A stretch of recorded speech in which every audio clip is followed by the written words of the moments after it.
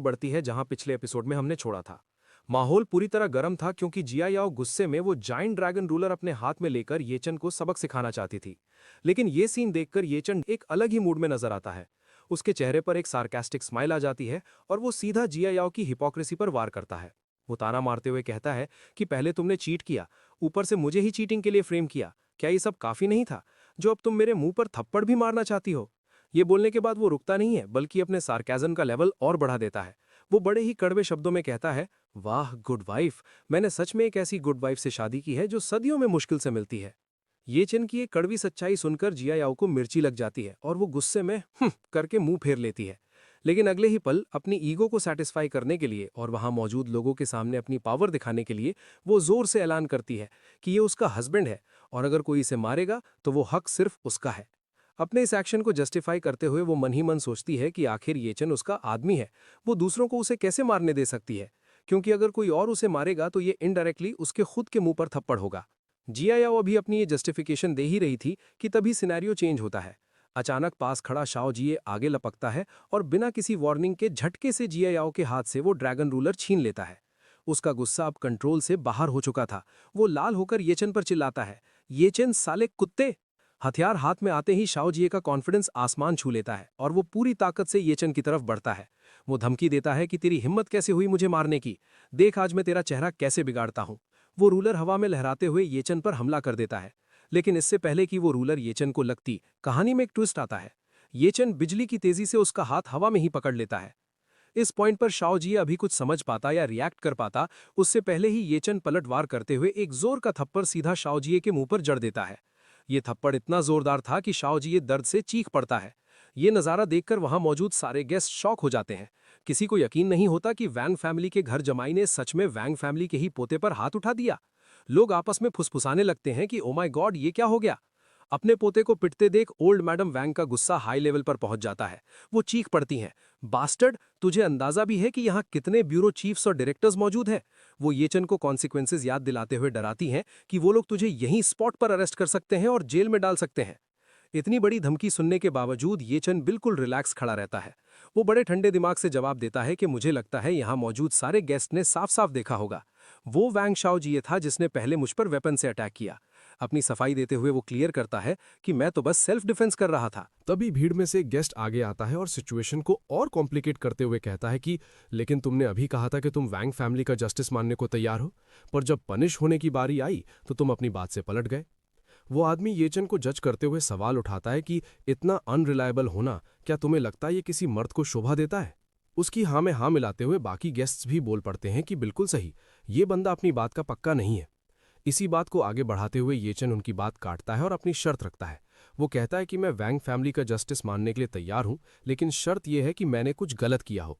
ये सुनते ही old madam वैंग गुस्से से फट पड़ती हैं और चिल्लाती हैं कि तुमने जिया याओ की पीठ पीछे बाहर औरतों को ढूंढा और मेरे पोते को भी पीटा, क्या ये काफी नहीं है?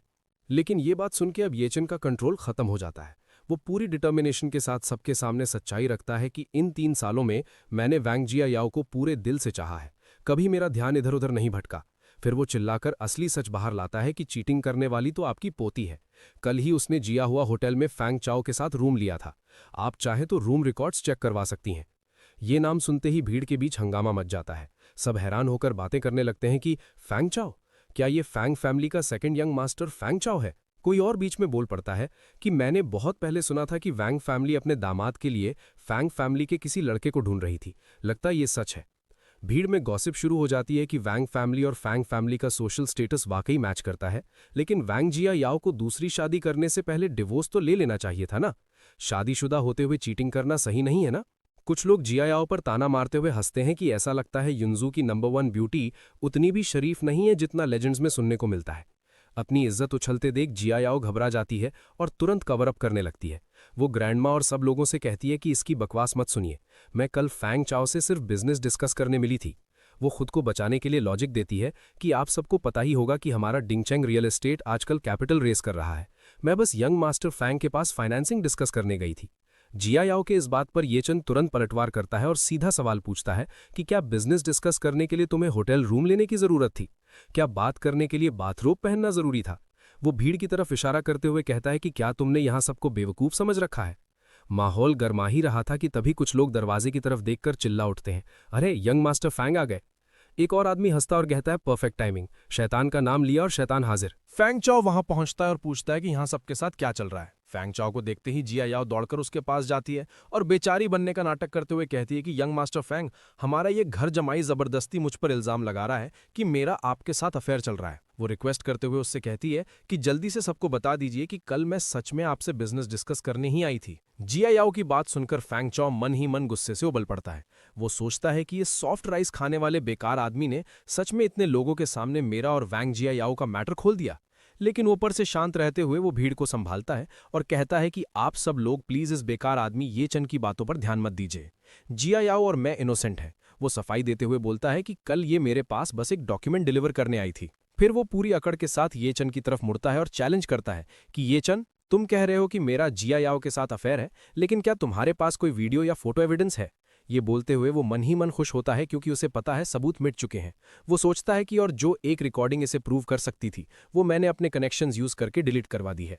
वो कॉन्फिडेंट होकर सोचता है कि कल होटल में ये चन ने अपना फोन निकालकर फोटो या रिकॉर्डिंग नहीं की थी। वो देखना चाहता है कि ये live in sun in law आखिर कहना क्या चाहता है। अपनी बात को और स्ट्रांग करने के लिए फैंग चाओ सबके सामने एक नई कहानी बनाता है। वो कहता है कि दोस्तों, ये चन मेरे बारे में ये झूठी अफवाह एक्चुअली एक दूसरी वजह से फैला रहा है।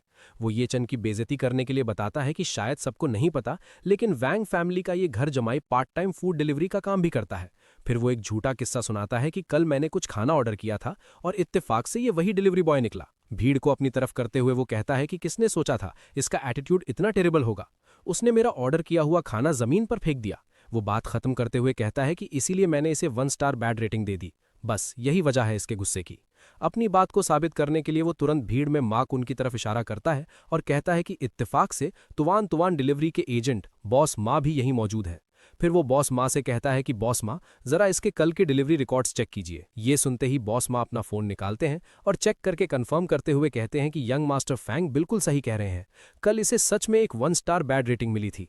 वो डिटेल देते हुए आगे बोलते हैं कि और वजह थी इसका घटिया एटीट्यूड। इसने डिलीवरी जमीन पर फेंक दी थी, बिल्कुल वैसा ही जैसा यंग मास्टर फैंग ने बताया। और ये बात सुनते ही वहां मौजूद गेस्ट्स ये चन को घिनौनी नजरों से देखने लगते हैं और कमेंट्स पास करते हैं कि वाह, इस घर जमाई की सोच तो सच में कितनी घटिया है।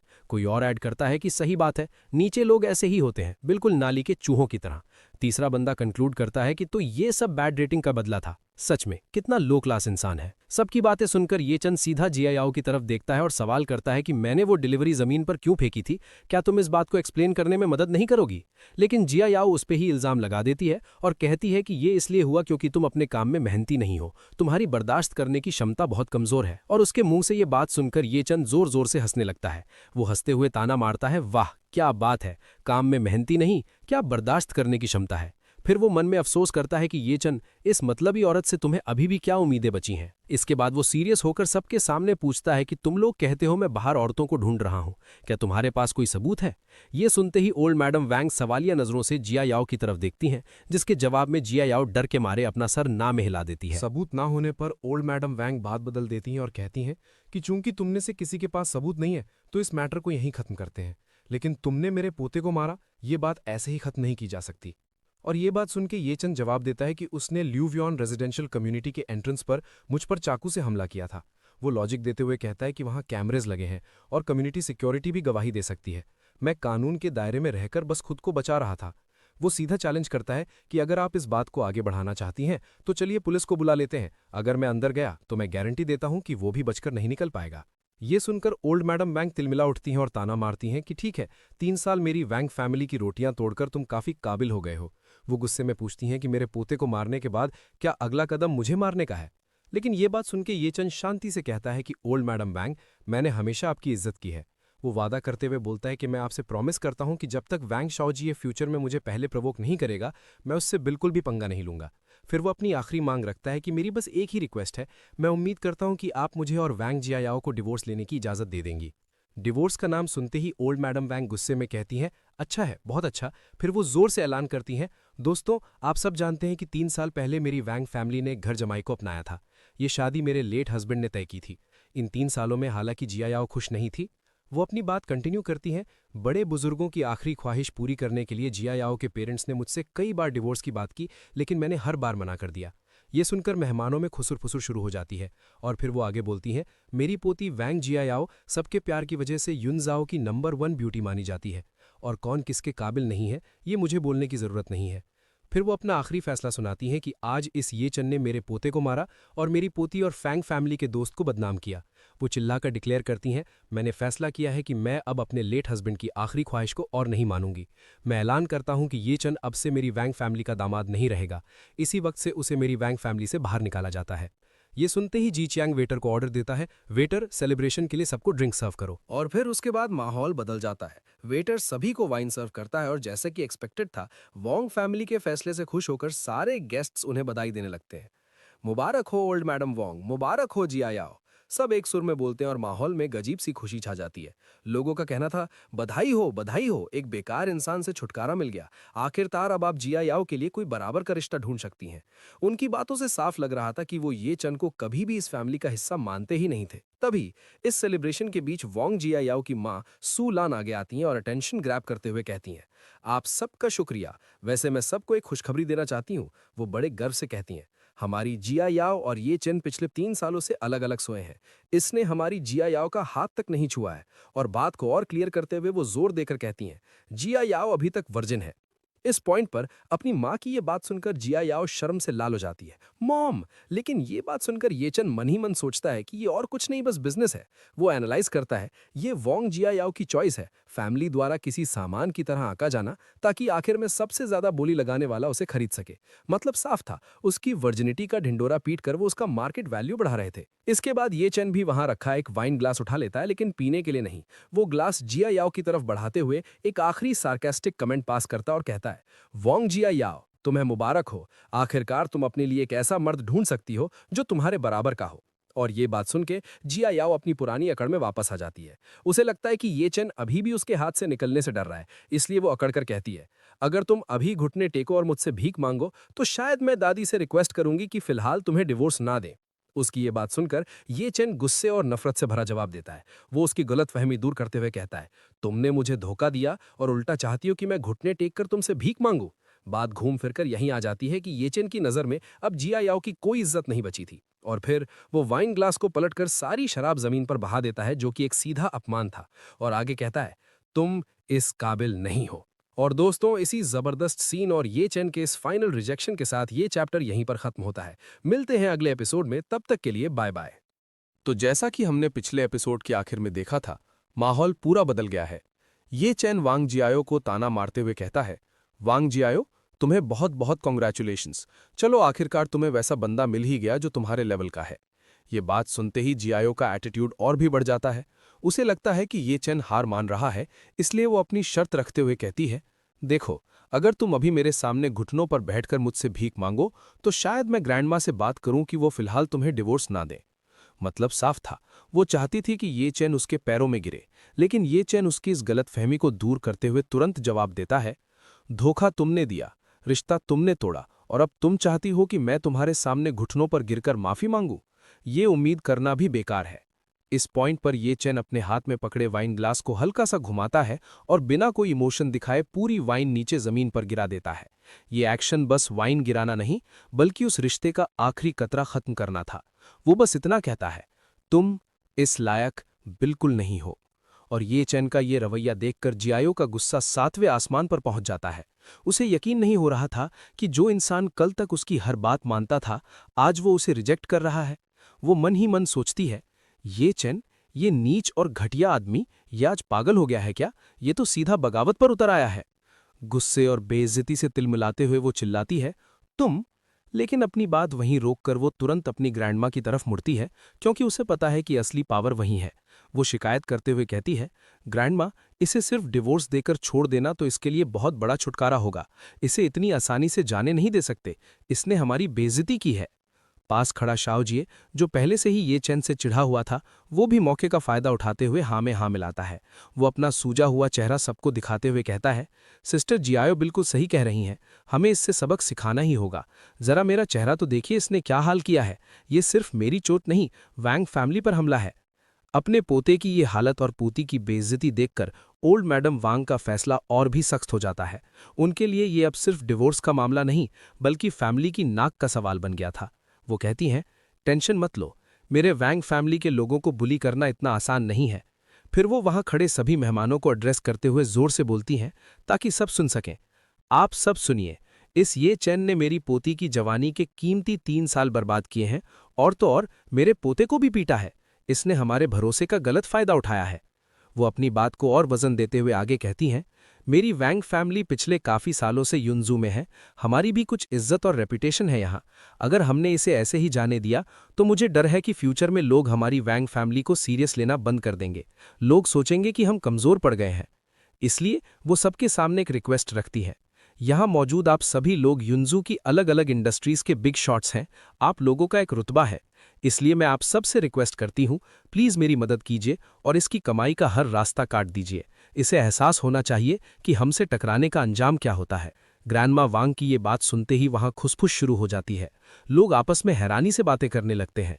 वैंग फैमिली ये चैन का लाइवलीहुड खत्म करना चाहती है, मतलब ये चाहते हैं कि ये चैन युनजू में खाना तक न खा सके। ये तो सीधा पेट पर लात मारने वाली बात हो गई।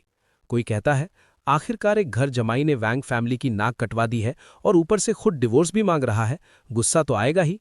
तो कोई दूसरा बंदा हैरान होकर बोलता है, पर वो बस एक छोटा सा live in sun in law ही तो है, क्या इतना बड़ा एक्शन लेना जरूरी है? ये तो शेर का शिकार करने के लिए पूरी फौज बुलाने जैसा है। तभी इस डिस्कशन को तोड़ते हुए भीड़ से फांग चाओ आगे आता है। वो वैंग फैमिली के नज़रों में अच्छा बनने का ये मौका नहीं छोड़ना चाहता और ऐलान करता है, फांग फैमिली को रिप्रेजेंट करते हुए मैं वैंग फैमिली को सपोर्ट करने के लिए तैयार हूं। भीड़ में लोग उसे तुरंत पहचान लेते हैं, अरे ये तो फांग फैमिली का बड़ा बेटा है, वही फैमिली जिनका युनजू में अफोर्डेबल लग्जरी होटल चेन्स का सबसे बड़ा शेयर है। इनका सपोर्ट मिलना मतलब बहुत बड़ी बात है। अपनी पावर शो करते हुए फैंग चाओ ये चेन को धमकी देता है, मैं गारंटी देता हूं कि आज के बाद युनजू में 4 स्टार से नीचे का कोई भी होटल या गेस्ट हाउस तुम्हें चेक इन नहीं करने देगा। तुम्हें सर छुपाने की जगह तक नहीं मिलेगी। वो एक स्टेप और आगे बढ़ता है और गंदे तरीके से मुस्कुराता है। उसके दिमाग में ये चैन के लिए सिर्फ नफरत है। वो मन ही मन कहता है, ये चैन, फ्यूचर में मैं ना सिर्फ तुम्हारी बीवी के साथ सोऊंगा बल्कि तुझ जैसे बच्चे को जमीन पर रेंगने और मुझसे भीख मांगने पर मजबूर कर दूंगा। तेरी औकात मैं तुझे दिखाऊंगा। फैंग चाओ की बात खत्म होते ही मानो जैसे कंपटीशन शुरू हो गया हो, एक और आदमी आगे आता है। सब लोग सुनिए, मैं जोंग वेई हूं, लू वाई लू, शान वाई शान और त्यान कियान त्यान रेस्टोरेंट्स का ओनर।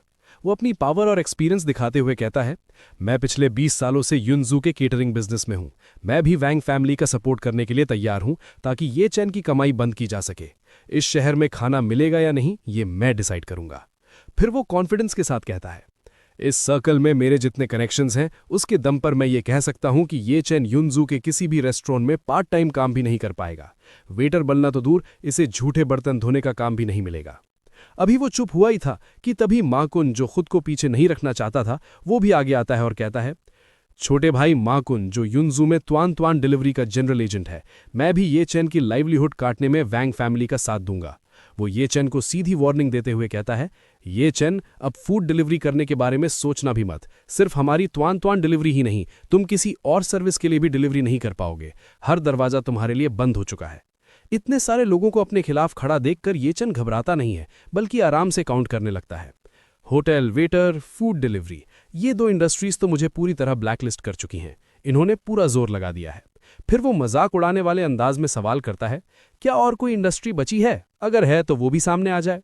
ये सुनते ही एक आदमी आगे आता है और चिल्लाता है, मैं गोल्डन माइंड केटीवी का सीईओ हूं। तुम युनजू के किसी भी केटीवी या बार में वेटर बनने का सपना भी मत देखना। एंटरटेनमेंट इंडस्ट्री में तुम्हारे लिए कोई जगह नहीं है। ये सब सुनकर ये चैन जोर से हंसता है। उसे इनकी ये कोशिशें बच्चों का खेल लगती हैं। बहुत बढ़िया, क्या और कुछ भी है? सब एक साथ ही बोल दो। तभी शाओ जे को कुछ याद आता है। उसे रियलाइज होता है कि ये चैन सिर्फ एक ऑर्डिनरी आदमी नहीं है। वो सोचता है, रुको, ये कमीना ये चैन लड़ने में बहुत तेज है। क्या ये बॉडीगार्ड बनने के लिए अप्लाई करेगा? अगर इसने ये किया तो हमारा प्लान फेल हो सकता है। वो सबको वार्न करते हुए कहता है, दोस्तों सावधान रहिए। ये चैंग ये जानवर कुंगफू जानता है और इसकी स्किल्स एक्स्ट्राऑर्डिनरी है।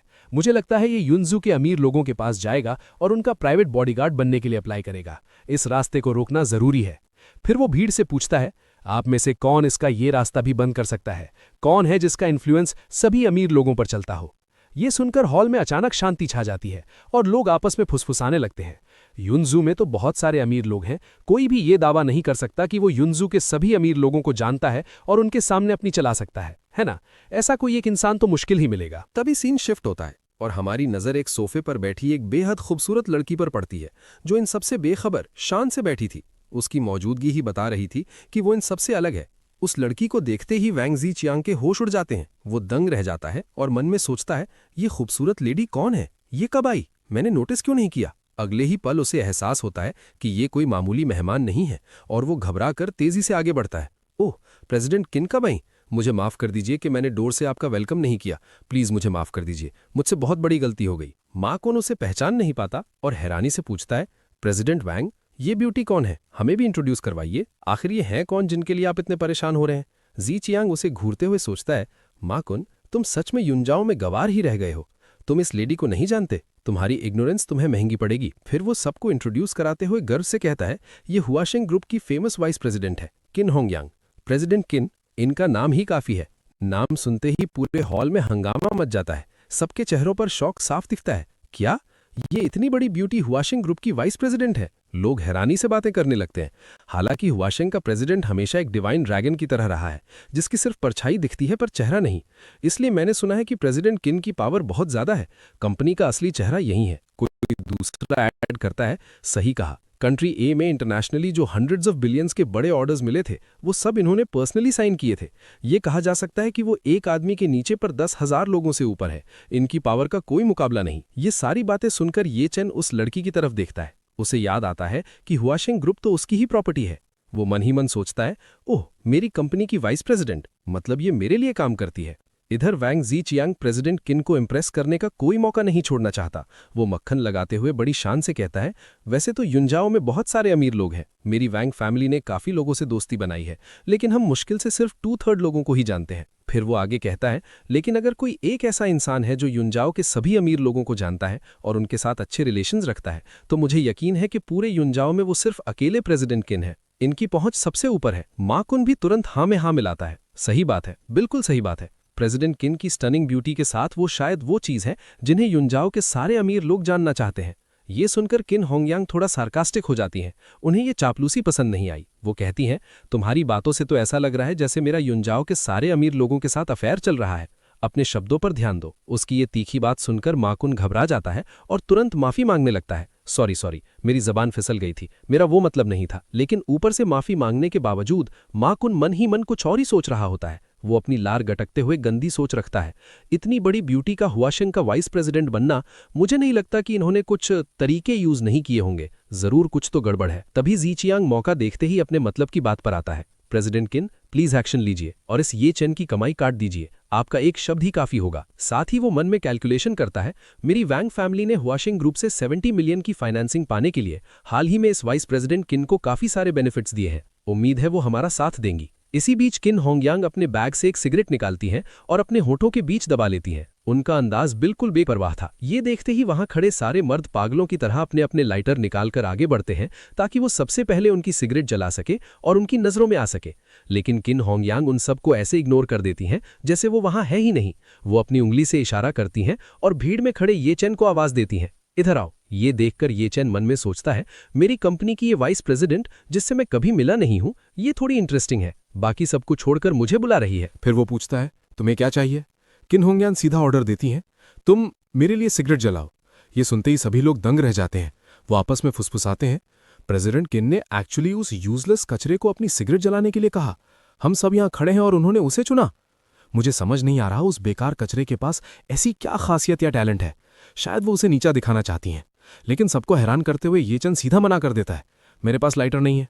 लोग फिर से शॉक हो जाते हैं, लाइटर नहीं है? यहाँ इतने सारे लाइटर्स मौजूद हैं, क्या तुम्हें मांगना नहीं आता?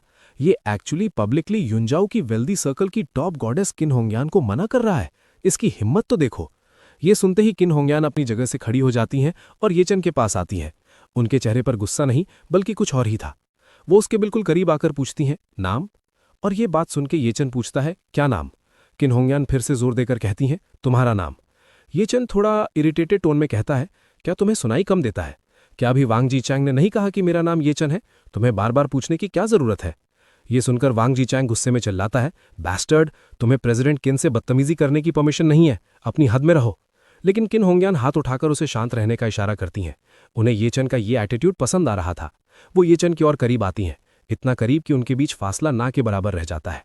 वो अपना हाथ येचन के सीने पर रखती हैं और कहती हैं, येचन, सिर्फ इसलिए क्योंकि तुम्हारा सरनेम वही है जो हमारे हुआसेंग ग्रुप के नए अपॉइंट हुए प्रेसिडेंट का है, मैं तुम्हें बचने का एक रास्ता देना चाहती हूँ। इस कोइंसिडेंस का फायदा उठाओ। वो उसे ऊपर से नीचे तक देखती हैं और धीरे से कहती हैं, ध्यान से देखने पर तुम एक्चुअली दिखने में काफी अच्छे लगते हो, तुम्हारे अंदर कुछ बात तो है। फिर वो एक ऐसा ऑफर देती हैं जिसने सबको हिलाकर रख दिया। मेरी रिक्वेस्ट सुनो और फिर मैं तुम्हें अपना पर्सनल बॉडीगार्ड बनने दूंगी, कैसा लगा? ये सुनते ही पूरे हॉल में हंगामा मच जाता है। लोग चीख पड़ते हैं, प्रेसिडेंट किन उस लड़के येचन को बचाने की कोशिश कर रही हैं? क्यों? हम उसे बर्बाद करना चाहते हैं और ये उसे जॉब दे रही हैं। इतनी बड़ी ब्यूटी का पर्सनल बॉडीगार्ड बनना, क्या इस प्रेसिडेंट किन का दिल उस लड़के पर आ गया है? ये तो किस्मत पलटने वाली बात हो गई। दूर खड़ी जायाओ ये सब देखकर गुस्से और कंफ्यूजन में जल भुन जाती है। उसे समझ नहीं आ रहा था कि जिस आदमी को वो निकालना चाहती थी उसे इतनी बड़ी लेडी क्यों बचा रही है। वो सोचती है, इस किन होंग्यान का मतलब क्या है? और गाइज, चैप्टर यहां पर खत्म होता है और तब तक के लिए बाय बाय। तो जैसा कि हमने लास्ट एपिसोड में देखा था, माहौल काफी गर्म था और बात सीधा येचन के फ्यूचर पर आ चुकी थी। किन होंग्यान अपनी पोजीशन का पूरा फायदा उठाते हुए येचन के सामने एक ऑफर रखती है। येचन, सिर्फ इसलिए क्योंकि तुम्हारा सरनेम वही है जो हमारे हुआशेंग ग्रुप के न्यूली अपॉइंटेड प्रेसिडेंट का है, मैं तुम्हें बचने का एक चांस देना चाहती हूं। और वो उसे ऊपर से नीचे तक जज करती है और कहती है, ध्यान से देखने पर तुम एक्चुअली लुक्स में काफी अच्छे हो, मेरी रिक्वेस्ट सुनो और फिर मैं तुम्हें अपना पर्सनल बॉडीगार्ड बनने दूंगी, कैसा लगा? ये सुनते ही पूरे हॉल का एनवायरनमेंट बदल जाता है और हंगामा मच जाता है। लोगों के दिमाग में अलग अलग सवाल उठने लगते हैं और वो चीख पड़ते हैं, प्रेसिडेंट किन उस लड़के येचन को बचाने की कोशिश कर रही हैं, क्यों? बात यही नहीं रुकती, बल्कि लोग और गहराई में सोचने लगते हैं, इतनी बड़ी ब्यूटी का पर्सनल बॉडीगार्ड बनना, क्या इस प्रेसिडेंट किन का दिल उस लड़के पर आ गया है? जहां भीड़ हैरान थी, वहीं दूर खड़ी जियायाओ का गुस्सा 7वें आसमान पर था। ये सब देखकर वो कंफ्यूजन और जेलसी में जल भुन जाती है। उसके दिमाग में बस यही चल रहा था, इस किन होंग्यान का मतलब क्या है? और इसी हंगामे के बीच ज़ीचियांग के दिमाग की घंटी बजती है। वो अचानक शॉक होकर रियलाइज करता है कि नए प्रेसिडेंट का सरनेम भी वही है जो इस लड़के का है। वो बिना वक्त गंवाए तुरंत पूछता है, हुआशेंग ग्रुप के नए प्रेसिडेंट का सरनेम भी ये है? अपनी क्यूरियोसिटी को वो कंट्रोल नहीं कर पाता और बात को कंफर्म करने के लिए आगे कहता है, प्रेसिडेंट किन, क्या मैं जान सकता हूं कि प्रेसिडेंट ये का पूरा नाम क्या है? ज़ीचियांग का ये सीधा सवाल सुनकर किन होंग्यान थोड़ा डिफेंसिव हो जाती है। सच्चाई ये थी कि उन्हें खुद ये बात नहीं पता थी, पर वो अपनी इग्नोरेंस को छुपाते हुए और कॉन्फिडेंट दिखते हुए कहती है, सॉरी प्रेसिडेंट, ये अभी के लिए नहीं चाहते कि ज्यादा लोग उनके बारे में जाने। पर बाहर से कॉन्फिडेंट दिखने वाली किन होंग्यान अंदर ही अंदर डर रही थी और सोचती है, मुझे खुद उस मिस्टीरियस नए प्रेसिडेंट का नाम नहीं पता, अगर इन्हें पता चल गया तो मजाक बन जाएगा। उसकी ये हालत और कॉन्फिडेंस का नकाब देखकर येचन मन ही मन मुस्कुराता है और सोचता है, इसे पक्का मेरी आइडेंटिटी नहीं पता, वरना ये मुझसे थोड़ी देर पहले सिगरेट जलवाने को नहीं कहती। सिचुएशन को समझते हुए येचन सीधा सवाल करता है, प्रेसिडेंट किन, आप मेरी रोजी रोटी का इंतजाम कैसे करने का प्लान रखती हैं? इस पर किन होंग्यान बिना किसी लिहाज के एक शर्त रखती है और कहती है, जब तक तुम घुटनों पर बैठकर ओल्ड मैडम वैंग शाओजिए और अपनी पत्नी से अलग अलग माफी नहीं मांग लेते, मैं बीच में आकर तुम्हें बचाने को तैयार हूँ। उसके बाद मैं तुम्हें अपना पर्सनल बॉडीगार्ड हायर कर लूंगी, साल की 2 लाख सैलरी पर। उनका ये ऑफर सुनते ही वहां खड़े लोगों के बीच बातें शुरू हो जाती हैं। लोग आपस में फुसफुसाने लगते हैं, प्रेसिडेंट किन उस लड़के ये चेन को बचाने की कोशिश कर रही हैं, क्यों? कोई हैरानी से कैलकुलेशन लगाते हुए कहता है, सिर्फ झुककर गलती मांगने से ब्लैकलिस्ट होने से बच जाएगा और प्रेसिडेंट किन जैसी ब्यूटी का पर्सनल बॉडीगार्ड भी बनेगा। ये कमीना तो पक्का हाँ कर देगा। ये सब सुनकर दूर खड़ी जियायाओ का गुस्सा और बढ़ जाता है। वो जल भुनकर सोचती है, इस औरत को क्या हुआ है, ये लगातार ये चेन को घुरे जा रही है। वो तुरंत अपनी दादी के पास जाकर कंप्लेन करती है, दादी, प्रेसिडेंट किन आपके अगेंस्ट जाने की कोशिश कर रही हैं। लेकिन ओल्ड मैडम वैंग का रिएक्शन बिल्कुल अनएक्सपेक्टेड होता है। गुस्सा होने के बजाय वो किन होंगेन की चालाकी से इंप्रेस होकर कहती हैं, ये औरत बहुत हाई लेवल की प्लेयर है, कोई हैरानी नहीं कि ये इतनी कम उम्र में हुआशेंग की वाइस प्रेसिडेंट है। वो जियायाओ का सिचुएशन समझाते हुए बोलती हैं, देखो, ये आसानी से किसी को नाराज नहीं करती और ये किसी भी मर्द को अपना दीवाना और थैंकफुल बना सकती है। अब सबको लगता है कि ये चैन इस गोल्डन ऑफर को हाथों हाथ ले लेगा, लेकिन तभी ये चैन का चेहरा बिल्कुल ठंडा पड़ जाता है और वो बिना किसी हिचकिचाहट के सीधा जवाब देता है, मैं मना करता हूँ। उसका ये 2 तुक जवाब सुनते ही जियायाओ की आंखें फटी की फटी रह जाती हैं। किन होंगे उनको अपने कानों पर यकीन नहीं होता। वो गुस्से और फ्रस्ट्रेशन से चिल्ला पड़ती है, तुम? वो बात दोबारा कहो। उसके दिमाग में ये बात हजम नहीं हो रही थी और वो सोचती है, इस छोटे से घर जवाई ने एक्चुअली मुझे सबके सामने मना कर दिया। तभी अचानक सीन पलट जाता है। ये चैन तेजी से आगे बढ़ता है और किन होंगयान के बिल्कुल पास पहुंचकर उनका कान पकड़ लेता है। वो उनके कान को खींचते हुए जोर से चिल्लाता है, मैंने कहा मैं मना करता हूं। और ये देखकर किन होंगयान दर्द से चीख पड़ती हैं। आह!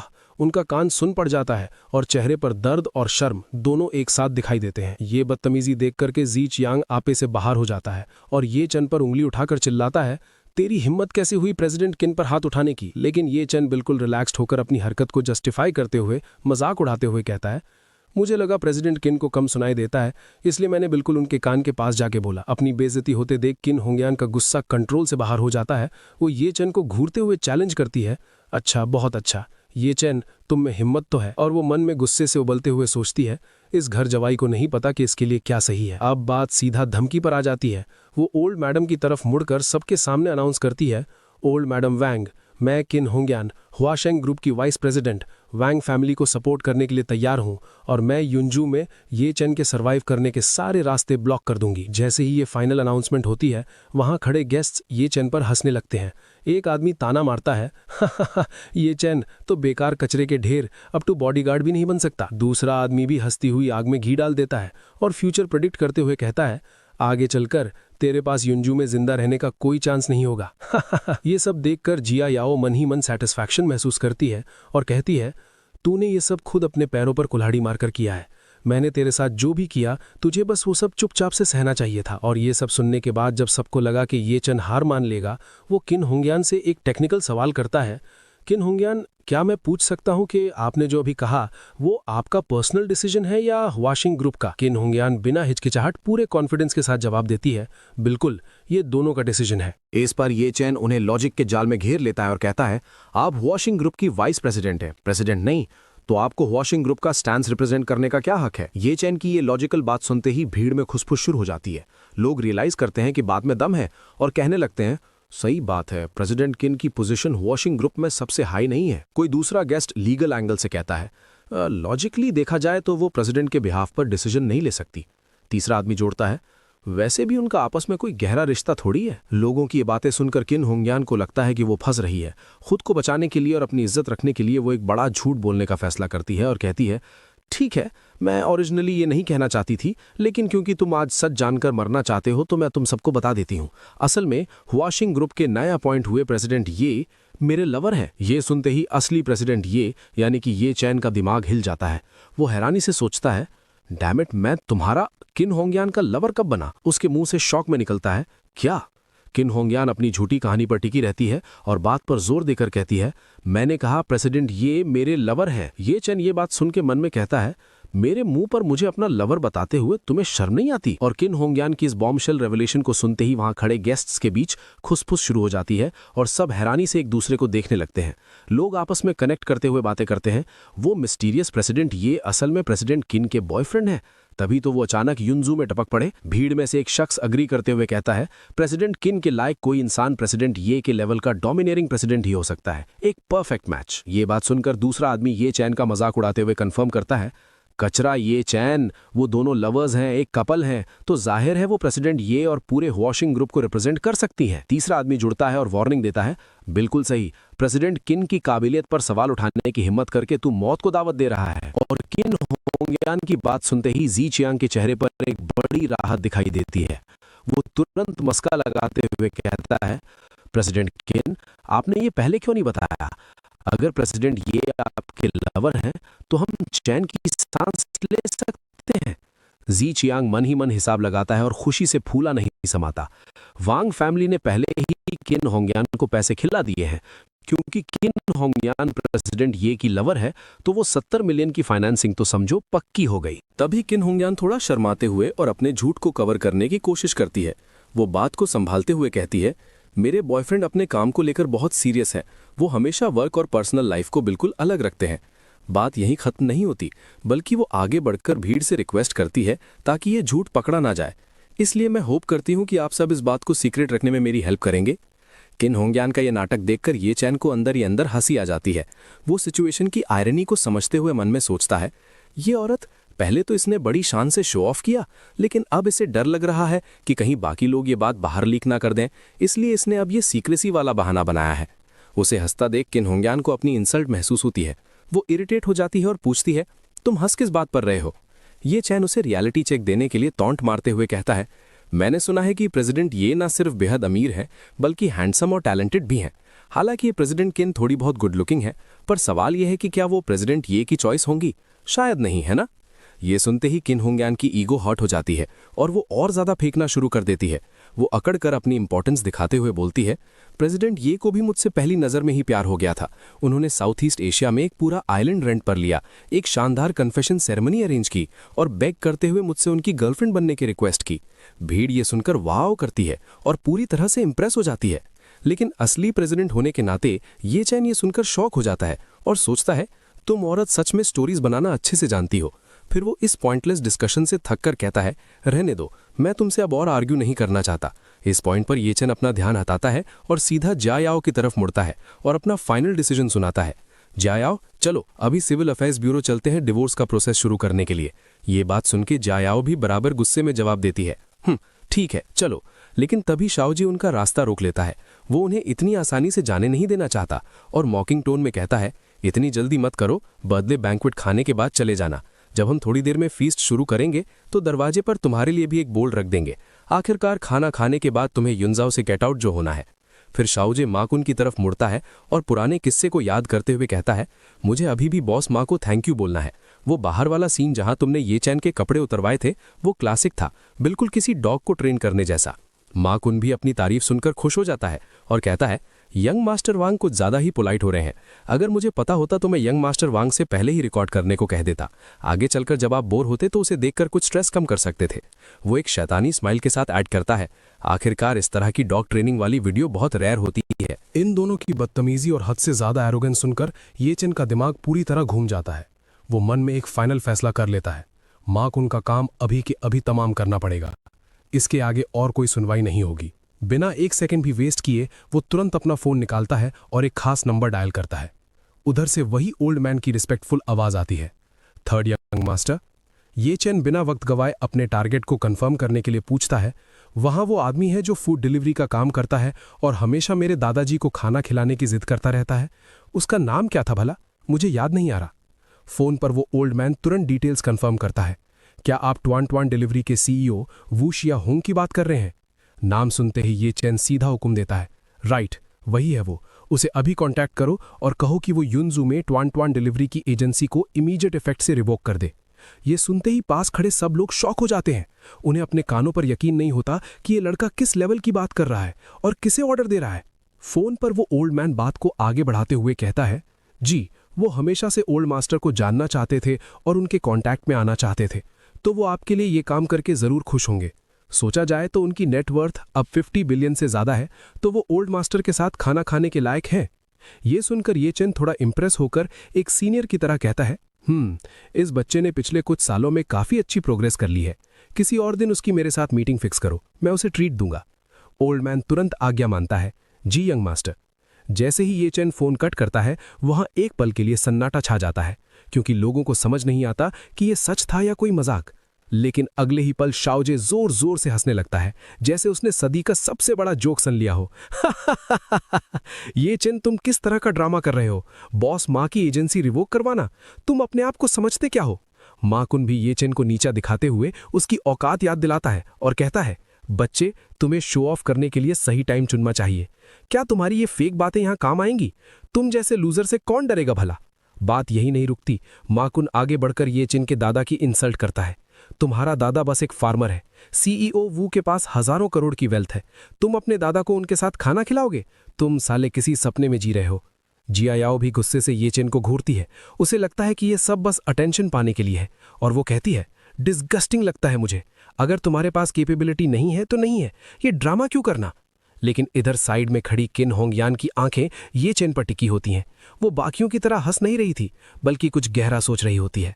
तभी अचानक माहौल को चीरते हुए माकुन का फोन बज उठता है और तभी माकुन स्क्रीन देखता है और एक्साइटेड होकर चिल्लाता है, ये तो सीईओ वू है। वो तुरंत फोन उठाता है और मक्खन लगाना शुरू कर देता है। सीईओ वू, मैं बस पिछले कुछ दिनों से आपको कॉल करने का ही सोच रहा था ताकि कॉन्ट्रैक्ट रिन्यूअल पर बात हो सके। लेकिन फोन के दूसरी तरफ से सीईओ वू की गुस्से भरी आवाज आती है जो सारे इल्यूजन्स तोड़ देती है। मैं स्पेसिफिकली तुम्हें यह बताने के लिए कॉल कर रहा हूं कि यूनजू में तुम्हारी एजेंसी की क्वालिफिकेशन रिवोक कर दी गई है। ये सुनते ही माकुन के पैरों तले जमीन खिसक जाती है।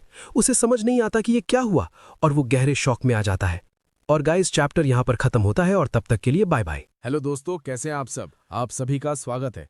जैसा कि हमने लास्ट एपिसोड में देखा था, कहानी में एक नया मोड़ आता है जब माकुन के फोन पर अचानक सीईओ वू का कॉल आता है और वो एकदम एक्साइटेड हो जाता है। इस मौके को अपने हाथ से ना जाने देने के लिए वो तुरंत फोन उठाता है और मक्खन लगाते हुए कहता है, सीईओ वू, मैं तो बस पिछले कुछ दिनों से आपको कॉल करने की सोच ही रहा था ताकि हम कॉन्ट्रैक्ट रिन्यूअल पर बात कर सकें। लेकिन माकुन की उम्मीदों पर पानी फेरते हुए तभी फोन की दूसरी तरफ से सीईओ वू की गुस्से भरी आवाज आती है, मैं खास तौर पर तुम्हें यह बताने के लिए कॉल कर रहा हूं कि यूनजो में तुम्हारी एजेंसी कैंसिल कर दी गई है। ये सुनते ही माकुन के पैरों तले जमीन निकल जाती है, जैसे उसकी दुनिया ही हिल गई हो, और वो सदमे में सोचता है, मेरी एजेंसी कैंसिल हो गई? हालत ये हो जाती है कि घबराहट के मारे उसके पसीने छूटने लगते हैं और वो घबराकर आसपास देखता है। मन ही मन सोचता है, नहीं, ये नहीं हो सकता। यहाँ पार्टी में इतने सारे लोग देख रहे हैं, खासकर किन होंगयान, मैं उन्हें ये पता नहीं चलने दे सकता। उस वक्त उसके दिमाग में डर बैठ जाता है कि अगर सच बाहर आ गया तो अंजाम बहुत बुरा होगा, वरना मेरी हालत तो उस ये चैन से भी ज्यादा बुरी हो जाएगी जिसे बर्थडे पार्टी से एक आवारा कुत्ते की तरह निकाल दिया जाएगा। इसलिए अपनी बची कुची इज्जत बचाने के लिए माकुन तुरंत चेहरे पर झूठी हंसी लाता है और जोर से बोलता है ताकि सब सुन सके, शुक्रिया सीईओ वू, मैं बस यही कह रहा था कि हमारी दोस्ती को देखते हुए हमें डेफिनेटली साथ काम करना जारी रखना चाहिए।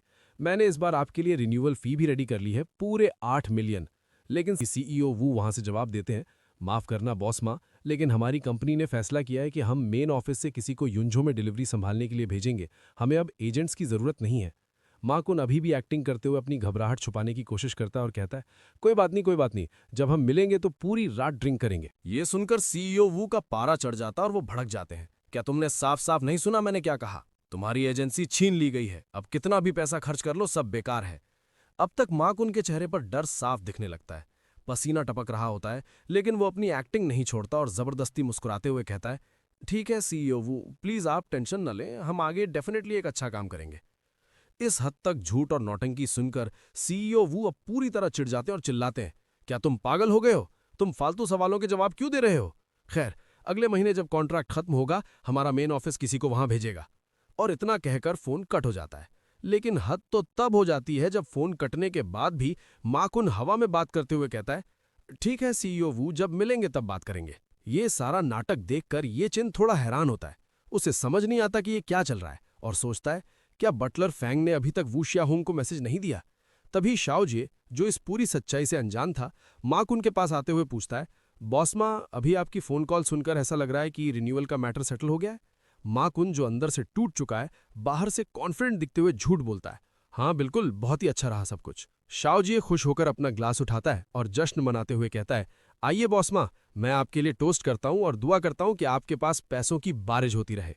माकुन ग्लास मुंह से लगाता है और एक सांस में पी जाता है, लेकिन पीते हुए उसकी आंखों से आंसू बहने लगते हैं और वो मनी मन रोता है, शुक्रिया यंग मास्टर वोंग।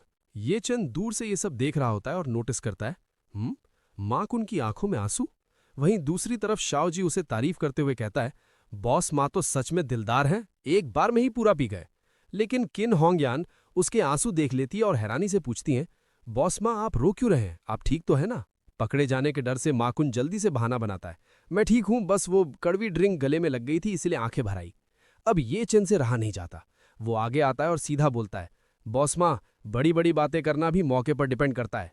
यहाँ ये नाटक करके क्या फायदा? किसे पता नहीं चल रहा कि तुम एक्टिंग कर रहे हो? तुम सबको ये बताने की हिम्मत क्यों नहीं करते कि तुम्हारी एजेंसी पहले ही कैंसिल हो चुकी है? ये सुनते ही माकुन का गुस्सा फट पड़ता है। वो मन ही मन सोचता है, इस लड़के ने तो मेरी इज्जत की धज्जियां उड़ा दी और उसे जमीन पर कुचल दिया। अपनी बची कुची इज्जत बचाने के लिए वो चिल्लाकर कहता है, तो क्या हुआ अगर वो खत्म हो गई? मेरी एजेंसी इसलिए गई क्योंकि कंपनी अब खुद कंट्रोल लेना चाहती है। ये सब तुम्हारे जैसे बेकार इंसान की वजह से नहीं हुआ है। माकुन के इस गुस्से पर ये चैन बस हल्का सा मुस्कुराता है और कहता है, अगर तुम्हें लगता है कि मैंने ये नहीं किया तो ये भी ठीक है। वैसे भी मैं एक और दुश्मन बनाने की तकलीफ नहीं उठाना चाहता। और ये बात सुन के माकुन का ईगो हर्ट हो जाता है। वो गुस्से में कहता है, तुम अपने आप को समझते क्या हो? तुम्हारी औकात ही क्या है एक गंदे डिलीवरी वाले के अलावा? इस बहस के बाद माहौल गर्म हो जाता है और गेस्ट्स आपस में बातें करने लगते हैं। कोई कहती है मार्क उनकी एजेंसी छिनते ही ये चैन का कनेक्शन तो नहीं, तो कोई दूसरा कहता है अरे नहीं, ऐसा नहीं हो सकता, वो तो बस एक छोटा सा घर जमाई है। लेकिन कुछ लोग डरते हुए सोचते हैं, लेकिन अगर ये सच हुआ तो, अगर हमने इसका मजाक उड़ाया तो क्या होगा? तभी सिचुएशन को कंट्रोल करने के लिए जिया याओ की मां बीच में आती है और सबको चुप कराते हुए कहता है, आप सब लोग टेंशन मत लीजिए, बॉस मां के साथ जो हुआ उसका इस बेकार दामाद से कोई लेना देना नहीं है। इसका परिवार गांव से है, इसका दादा एक किसान है, ये बिल्कुल इम्पॉसिबल है कि ये सीईओ वू को जानता हो जो इतनी दूर रहते हैं। ये बात सुन के वैंग फैमिली के बाकी लोग भी हाँ में हाँ मिलाते हैं। सही बात है, ये बेकार इंसान पिछले 3 साल से हमारे परिवार में घर जमाई बनकर रह रहा है। अगर ये सच में इतने बड़े लोगों को जानता तो क्या ये 3 साल तक खुशी खुशी कुत्ता बनकर रहता?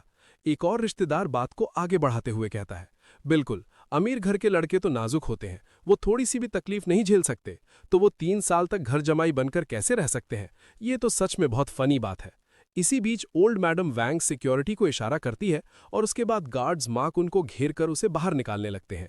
एक बॉडीगार्ड कहता है, मिस्टर मा प्लीज इस तरफ आइए। लेकिन मार्कुन अपनी बेइज्जती बर्दाश्त नहीं कर पाता और चिल्लाते हुए कहता है, अरे सुनो, मैं तो वो पुरानी वाइन लाया था। लेकिन बॉडीगार्ड उसे वाइन वापस पकड़ते हुए कहता है, प्लीज अपनी ये वाइन वापस ले जाइए। मार्कुन चिल्लाता रह जाता है, रुको ओल्ड मैडम वैंग, प्रेसिडेंट वैंग, लेकिन उसे वहां से निकाल दिया जाता है।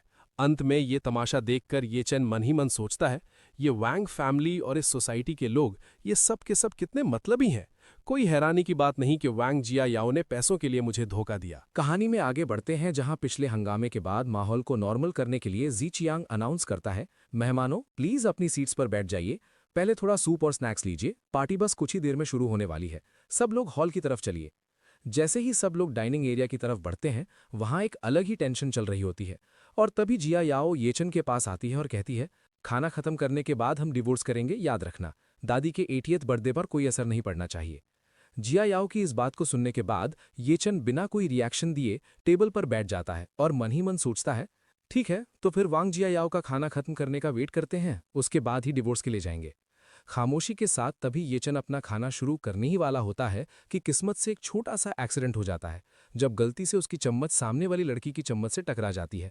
इस मामूली सी बात को देखकर वो लड़की तुरंत चिल्लाती है, आह कितना अनोइंग है, मेरी चम्मच उस बेकार कचरे की चम्मच से टच हो गई, मेरी चम्मच अब साफ नहीं रही, वाह। उस लड़की के इस ओवर रिएक्शन को लेकर येचन उसकी नौटंकी को इग्नोर करके उसके बोल में रखे सूप को गौर से देखता है और सूप के इंग्रेडिएंट्स को पहचानते हुए सोचता है, ये तो पपाया है, ब्रेस्ट साइज बढ़ाने के लिए। इस ऑब्जर्वेशन के बाद फिर वो उस लड़की को देखता है जो पहले से ही काफी वेल डेवलप्ड दिख रही होती है और बिना कोई मौका गवाए एक तीखा कमेंट मारता है, तुम्हें शायद वैसे भी पपाया खाने की जरूरत नहीं है ना? येचन का ये अनएक्सपेक्टेड कमेंट सुन के लड़की पहले तो कंफ्यूज होती है, फिर बात समझते ही गुस्से से लाल हो जाती है और चिल्लाती है, येचन तुम्हारा क्या मतलब है, मुझे पपाया खाने की जरूरत क्यों नहीं होगी? जवाब में येचन बात खत्म करते हुए कहता है, रहने दो, समझ लो मैंने कुछ नहीं कहा, मैं ये सूप तुम्हें पास कर देता हूं, तुम खुद ही पी लो। उसकी इस बेपरवाही को सुन के लड़की चिढ़ जाती है और गुस्से में सोचती है, ये घर जमाई मेरी आंखों में आंखें डालकर भी नहीं देख रहा, कितना अनोइंग है ये। अपनी बेइज्जती का बदला लेने के लिए वो लड़की तुरंत ओल्ड मैडम वांग के पास जाती है और कंप्लेन करती है, दादी येचन को आगे से यहां मत खाने दीजिएगा, इसने कोई बर्थडे गिफ्ट भी रेडी नहीं किया तो किस हक से ये आपकी पार्टी में खा रहा है। लेकिन यहाँ दादी का रिएक्शन कुछ और ही होता है।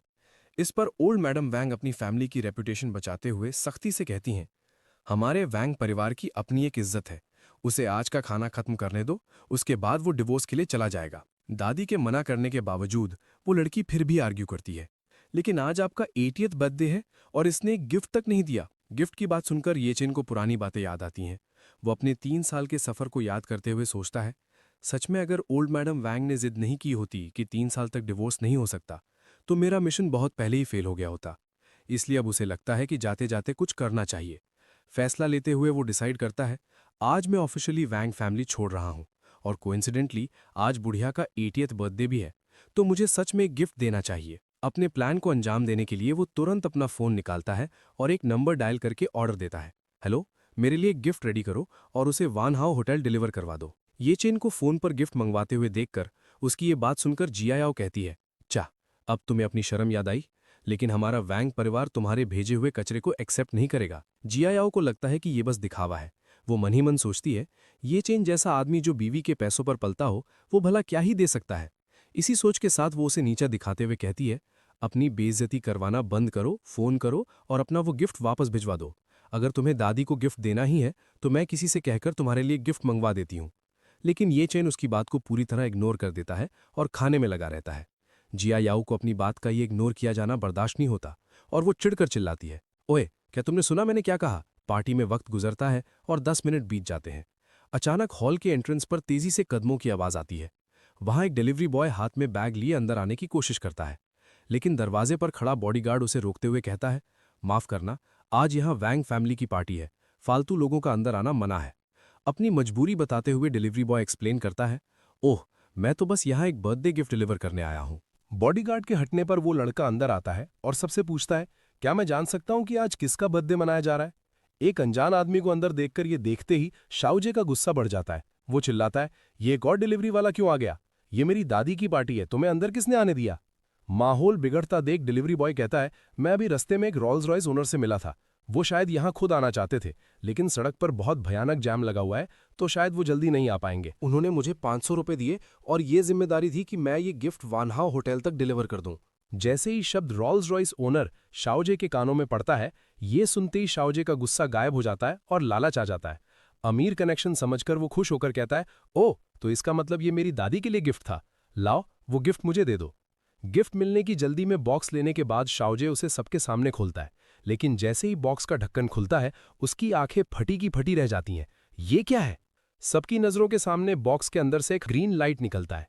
उसकी चमक देखकर शाओजे उस चमकते हुए ब्रेसलेट को देखकर चिल्लाता है, कितना शानदार आइस टाइप जेड है, ये पूरी तरह ट्रांसपेरेंट है, ये जेड में सबसे बेस्ट है।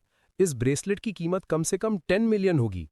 इस खुलासे के बाद पूरे हॉल में हंगामा मच जाता है। सब लोग एक दूसरे को देखकर हैरानी से बातें करने लगते हैं। एक चीज जिसकी कीमत 1 करोड़ है, उसे एक डिलीवरी वाला इतने कैजुअली लेकर आ गया। वो टाइकून आखिर है कौन?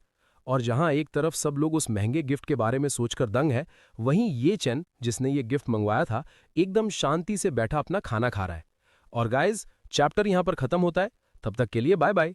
तो जैसा कि हमने पिछले एपिसोड में देखा था, उस बॉक्स के खुलते ही उसमें से एक बेहद कीमती जेड ब्रेसलेट निकलता है, जिसे देखकर वहां मौजूद हर शख्स की आंखें फटी की फटी रह गई थी। और अगले ही पल हर तरफ बस उसी ब्रेसलेट की चर्चा होने लगती है। गेस्ट्स और फैमिली मेंबर्स अपनी हैरानी छुपा नहीं पाते और जोर जोर से बातें करने लगते हैं। ये जेड ब्रेसलेट आज के सारे गिफ्ट्स में सबसे महंगा और कीमती पीस है। ये बात सुनते ही सबकी क्यूरियोसिटी बढ़ गई और वो ओल्ड मैडम वैंग की तरफ देखते हुए पूछते हैं, ओल्ड मैडम वैंग, आखिर वो कौन है जिसने इतना जेनरस गिफ्ट भेजा है? आपको हमें उनसे बाद में जरूर मिलवाना पड़ेगा। लेकिन कहानी में ट्विस्ट तब आता है जब ओल्ड मैडम वैंग खुद कंफ्यूजन में उस ब्रेसलेट को देख रही होती हैं। वो अपने हाथों में उसे पकड़ते हुए कहती हैं, सच कहूं तो इस ओल्ड लेडी को भी इस बारे में कुछ क्लियर नहीं है। अब पूरे हॉल में एक सस्पेंस बन जाता है। गेस्ट्स आपस में खुसुर-पुसुर करने लगते हैं। वैंग फैमिली से जुड़े सारे फैमिली आज यहाँ मौजूद हैं, किसी को भी छोड़ा नहीं गया। तो आखिर ये ब्रेसलेट भेजा किसने? तभी भीड़ में से ये चैन की sister in law Wong yuan yuan उस चमकते हुए ब्रेसलेट को देखकर लालच भरी नजरों से सोचती है, कितना खूबसूरत ब्रेसलेट है। और फिर वो बड़े कॉन्फिडेंस के साथ सबके सामने कहती है, क्या ये मेरे किसी चाहने वाले ने भेजा होगा? ये सुनते ही वहां खड़े गेस्ट्स के दिमाग में भी यही बात घूमने लगती है। वो मन ही मन सोचते हैं, हाँ ये पॉसिबल है। वोंग युआन युआन का फिगर इतना हॉट है कि जो मर्द उसे देख ले उसे रात भर नींद ना आए। और वो अभी सिर्फ 20 साल की है, उसका कोई बॉयफ्रेंड भी नहीं है। वो तो कई अमीर यंग मास्टर्स का टारगेट है जो उसे डेट करना चाहते हैं। ये बातें सुनकर युआन युआन के डैड जी चियांग का सीना गर्व से चौड़ा हो जाता है। वो तुरंत हाँ में हाँ मिलाते हुए कहते हैं, बिल्कुल, इसके चांसेस बहुत ज्यादा है। मेरी डॉटर है ही इतनी खूबसूरत और ऑनलाइन उसके लाखों फैंस हैं। ये पक्का किसी अमीर यंग मास्टर ने भेजा होगा जो युआन युआन को पसंद करता है। इतना सुनकर किन होंग यान भी कहती है, तो फिर एडवांस में कांग्रेचुलेशंस प्रेसिडेंट वैंग, आपका होने वाला सन इन लॉ वाकई बहुत जनरस है जिसने करोड़ों का गिफ्ट भेजा है। जी चियांग खुशी से फूला नहीं समाता और कहता है, अरे बस बस प्रेसिडेंट किन, आप तो मुझे शर्मिंदा कर रहे हैं।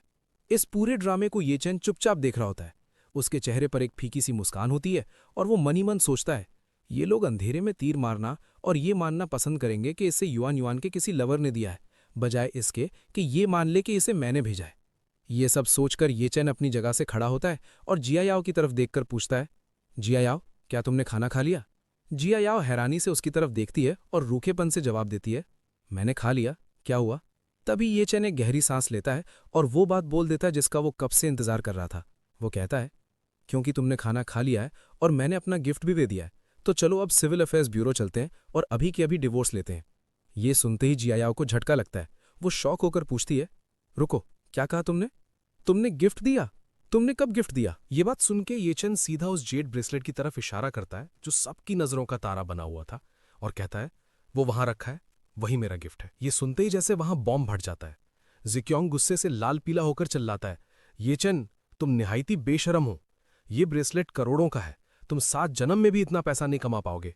तुम्हारी हिम्मत कैसे हुई ये कहने की कि ये ब्रेसलेट तुमने भेजा है? यूनियन भी मुंह बनाते हुए बीच में कूद पड़ती है।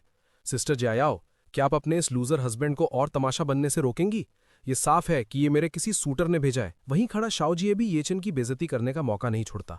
हम 4 लोगों की फैमिली जो एक ढंग का बर्थडे गिफ्ट नहीं दे पाई, अब ये बाहर आकर किसी और के गिफ्ट का क्रेडिट ले रहा है। सच में इसने हमारी वैंग फैमिली की नाक कटवा दी है। इसके तुरंत बाद जियाओ गुस्से में येचन को कहती है, चलो जल्दी चलो, हम अभी सिविल अफेयर्स ब्यूरो जा रहे हैं। मैं तुम जैसे लूजर की वाइफ एक सेकंड के लिए भी और नहीं रहना चाहती। लेकिन निकलने से पहले येचन एक आखिरी बार ओल्ड मैडम वैंग की तरफ देखता है और कहता है, ओल्ड मैडम वैंग, 3 साल तक, चाहे वक्त अच्छा था या बुरा, हम एक फैमिली थे।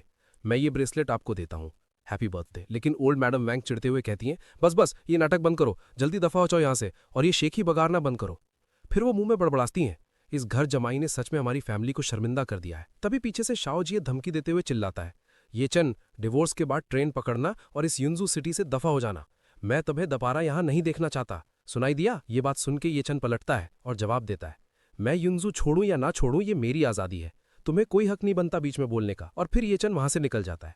होटल के बाहर आते ही उसे एक BMW कार दिखती है जिसमें फैंग चाओ और जियाओ बैठे होते हैं। फैंग चाओ येचन का मजाक उड़ाते हुए कहता है, बच्चू, जियालिन ने कहा कि तुम BMW में बैठने के लायक नहीं हो, तुम शेयर्ड बाइक ले लो वहां पहुंचने के लिए। हम सिविल अफेयर्स ब्यूरो के गेट पर तुम्हारा इंतजार करेंगे। इसके तुरंत बाद वो तेजी से गाड़ी भगा ले जाता है, पीछे येचन को अकेला छोड़ते हुए।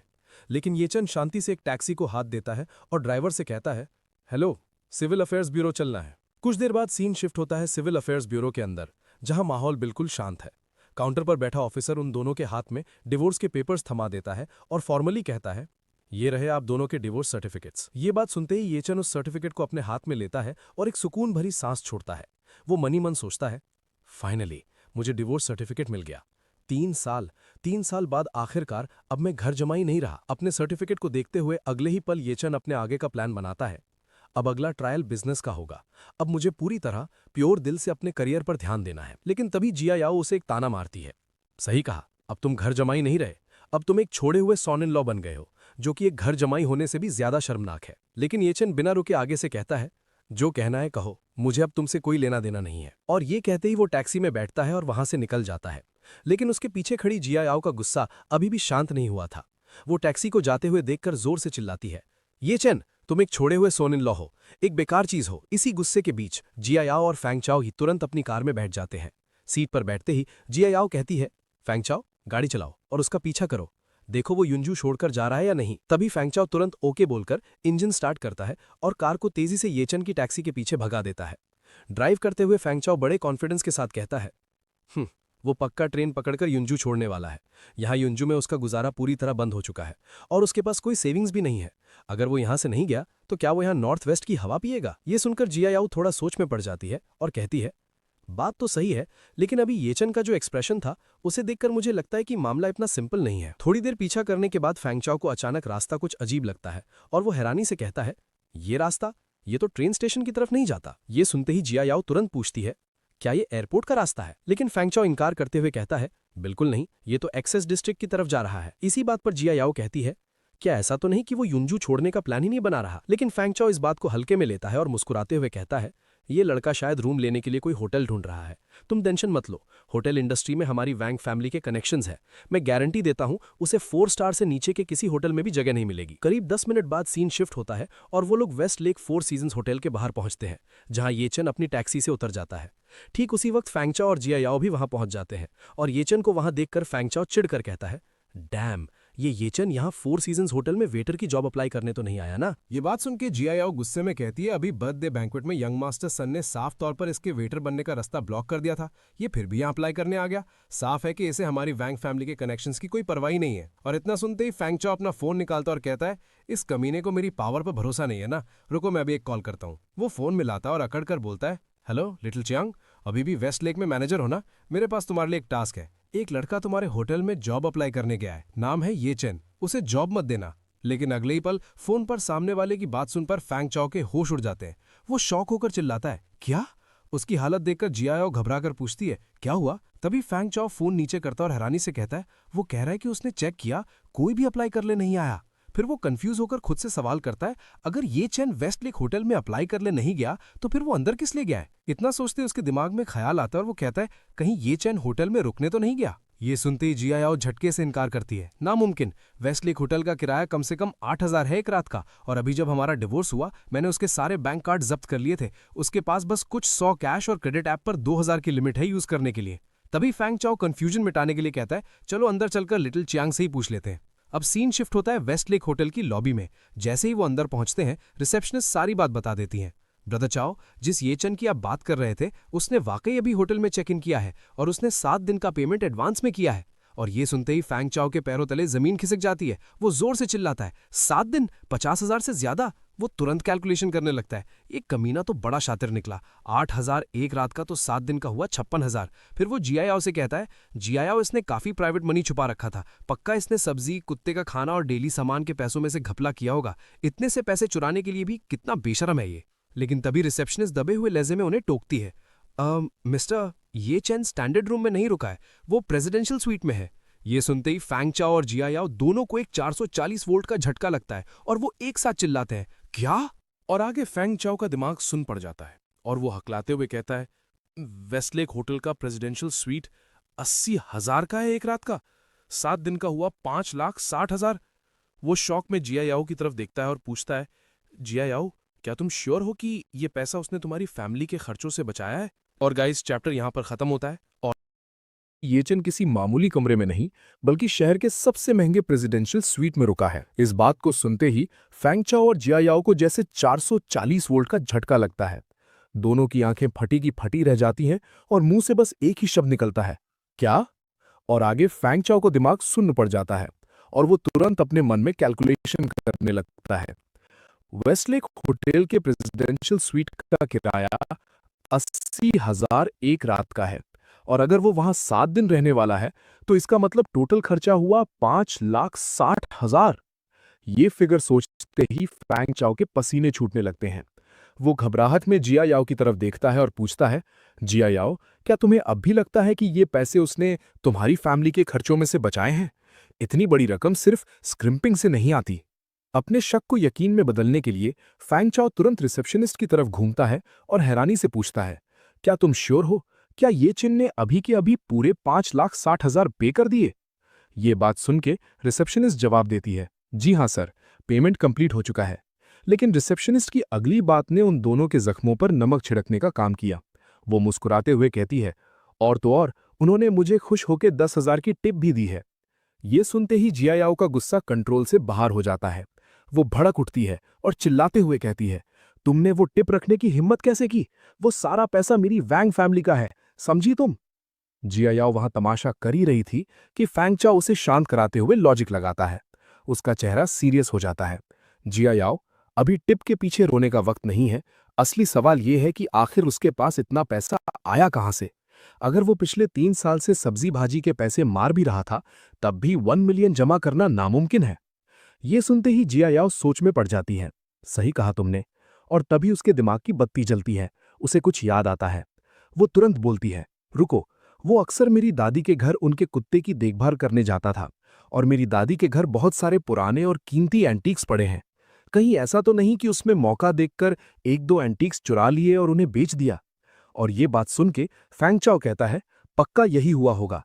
जल्दी से अपनी फैमिली को फोन लगाओ और उन्हें बोलो कि चेक करें कि घर से कुछ गायब तो नहीं है। जियाओ बिना वक्त गवाए हाँ बोलकर अपना फोन निकालती है। वहीं दूसरी तरफ वानहाउ होटल के बैंक्वेट हॉल का नजारा कुछ और ही था। काफी देर हो चुकी थी, लेकिन प्रेसिडेंट टेंग और बाकी बड़ी गेस्ट्स अभी तक वहां से गए नहीं थे। सबके मन में बस एक ही सवाल था कि वो मिस्टीरियस इंसान कौन है जिसने इतना महंगा ब्रेसलेट भेजा है। सब उसी सीक्रेट फिगर की एक झलक पाने के लिए रुके हुए थे। और इधर किन होंगयान भी अब रेस्टलेस हो रही थी। वो बार बार दरवाजे की तरफ देख रही थी और सोच रही थी, इतना वक्त बीत गया, वो गिफ्ट भेजने वाला अभी तक आया क्यों नहीं? अगर रास्ते में ट्रैफिक भी होता तब भी उसे अब तक पहुंच जाना चाहिए था। तभी उसके दिमाग में एक ख्याल आता है जो उसे परेशान कर देता है। वो मन ही मन सोचती है, कहीं ऐसा तो नहीं कि वो ब्रेसलेट सच में ये चैन नहीं भेजा था। उसी वक्त हॉल में खड़ी जिया याओ की मॉम का फोन बजता है। स्क्रीन पर डॉटर लिखा देख वो कॉल पिक करती हैं। जिया याओ का फोन है। हाँ बेटा, कैसा रहा सब? उस लूजर से डिवोर्स हो गया ना? दूसरी तरफ से जिया याओ की आवाज घबराहट और गुस्से से भरी हुई आती है। मॉम, जल्दी से दादी के घर जाओ, चेक करो कि वहां दादी की पुरानी कैलीग्राफी या पेंटिंग्स में से कुछ गायब तो नहीं है। और वो चीखते हुए इल्जाम लगाती है, ये चैन, वो कमीना, उसने पक्का हमारी फैमिली की चीजें चुराई हैं और उन्हें बेचकर पैसे उड़ा रहा है। ये सुनते ही माँ के होश उड़ जाते हैं। क्या ये चैन उस लूजर ने दादी के एंटीक्स चुराए? माँ की ये जोर से कही हुई बात किन होंग्यान के कानों में पड़ जाती है। ये सुनते ही किन होंग्यान एक गहरी सांस लेती है, जैसे उसका सारा सस्पेंस खत्म हो गया हो। वो सिगरेट का धुआं छोड़ते हुए मन ही मन सोचती है, फ्यू, मुझे लगा था वो लड़का कोई बड़ा बिग शॉट है, पर वो तो बस एक मामूली चोर निकला। उसका इंटरेस्ट अब पूरी तरह खत्म हो चुका था। वो अपनी जगह से खड़ी होती है और कहती है, ओल्ड मैडम और दोनों प्रेसिडेंट वांग्स, कंपनी में कुछ जरूरी काम है तो मैं अब चलना चाहूंगी। ओल्ड मैडम वांग तुरंत खड़ी हो जाती हैं और रिस्पेक्ट से कहती हैं, प्रेसिडेंट किन, वो फाइनेंसिंग वाली बात अब आपके हाथ में है। ये बात सुन के किन होंग्यान उसे कहती है, चिंता मत कीजिए, बोलकर वहां से निकल जाती है। और किन होंग्यान के जाते ही बाकी गेस्ट्स भी समझ जाते हैं कि अब वो मिस्टीरियस टाइकून नहीं आने वाला। लगता है वो आज नहीं आएंगे, ये बोलकर सब वहां से निकलने लगते हैं। जब भीड़ छट जाती है तो ओल्ड मैडम वांग गुस्से और कंफ्यूजन में पूछती हैं, जिया याओ ने क्या कहा? ऐसा क्यों है कि डिवोर्स के बाद ही उसे पता चला कि ये चेन ने चोरी की है?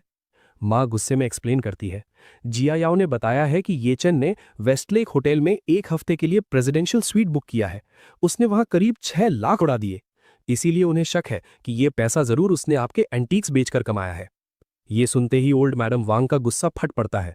वो टेबल पर हाथ मारते हुए चिल्लाती हैं, ये घर जमाई। लेकिन ओल्ड मैडम अभी भी उस ब्रेसलेट वाले गेस्ट का इंतजार कर रही थी। वो अपने गुस्से को कंट्रोल करती हैं और सोचती हैं, वो ऑनर्ड गेस्ट जिसने ब्रेसलेट भेजा था वो अभी तक आया नहीं है। हम उस मामूली घर जमाई की वजह से अपना इतना बड़ा मौका हाथ से नहीं जाने दे सकते।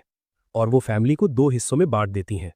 जीचियांग, सुसिन, यूनयुन, तुम लोग मेरे साथ यहीं रुको, हम थोड़ी देर और इंतजार करेंगे।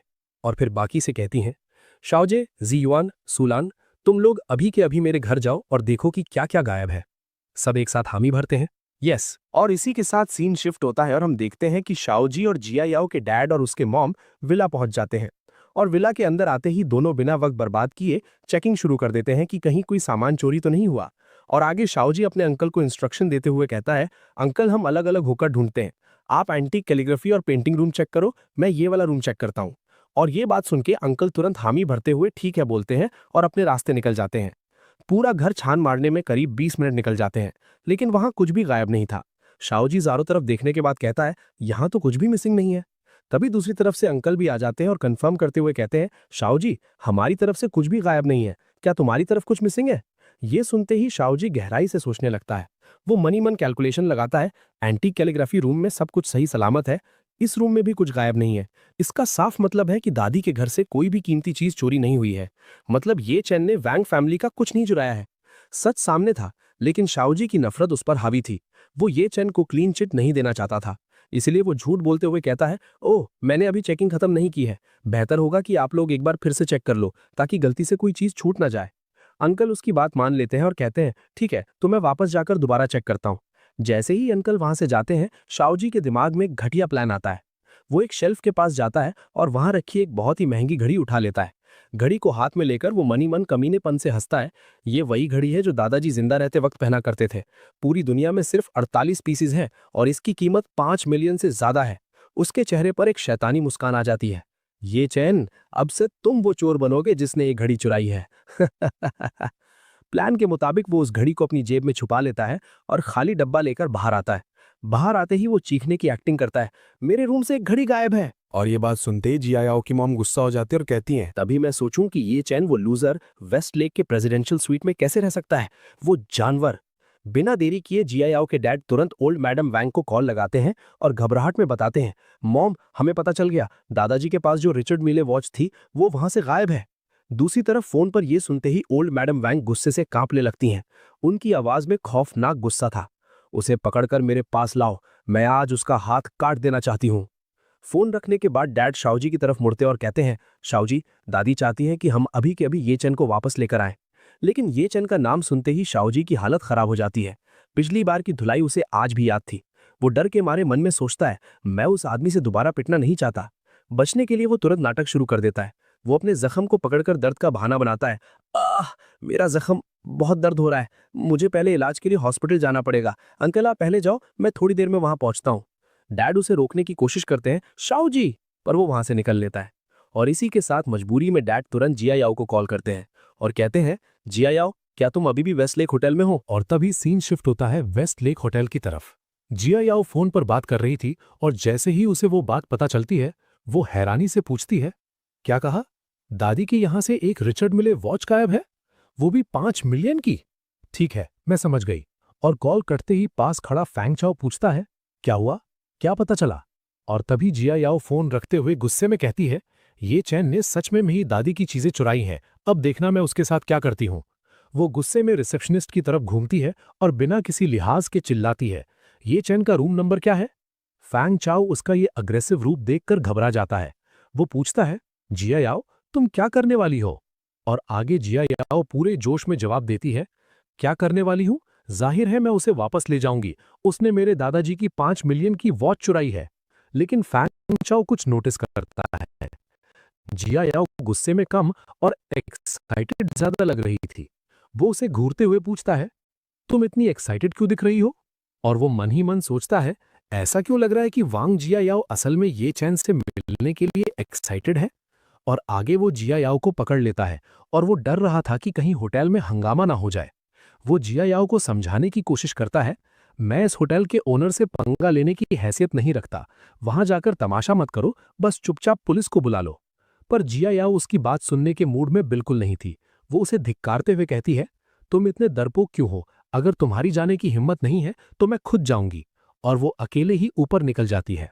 सीन शिफ्ट होता है प्रेसिडेंशियल स्वीट के कॉरिडोर में। जिया याओ ये चैन के रूम के बाहर पहुंच चुकी थी। वो दरवाजे को जोर जोर से पीटने लगती है और चिल्लाती है, ये चैन, चोर कहीं के, मेरे लिए दरवाजा खोलो जल्दी। और ये आवाज सुनते ही थोड़ी देर बाद दरवाजा खुलता है और सामने ये चैन खड़ा था, जिसने अभी अभी नहाया था और उसने सिर्फ एक टॉवल लपेट रखा था। ये चैन उसे देखकर चिढ़ जाता है और कहता है, तुम औरत, तुम मुझे परेशान करना क्यों नहीं छोड़ती?